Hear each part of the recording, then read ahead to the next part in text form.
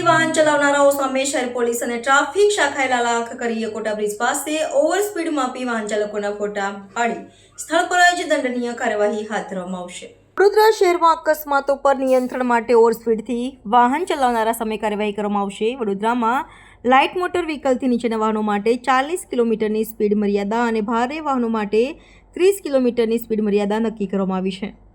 શહેરના જુદા જુદા સ્થળો પર લેઝર સ્પીડ ગન દ્વારા ઓવરસ્પીડ માપી વાહન ચાલકોના ફોટા પાડી સ્થળ પર જ દંડનીય કાર્યવાહી હાથ ધરવામાં આવશે. અકોટા બ્રિજ ઉપરથી આ કાર્યવાહી હાથ ધરી જો કોઈ વાહન ચાલક ઓવરસ્પીડમાં પોતાનું વાહન ચલાવશે તો તે દંડને પાત્ર રહેશે.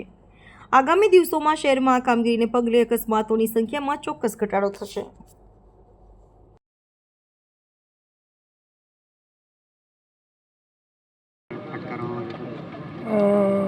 સ્પીડ ગન છે એની અંદર જે તે રોડની સ્પીડ લિમિટ હોય તેનાથી 5 થી 10 કિલોમીટરની સ્પીડનો વધારો કરી અને અમે એનામાં સેટ કરીએ છીએ.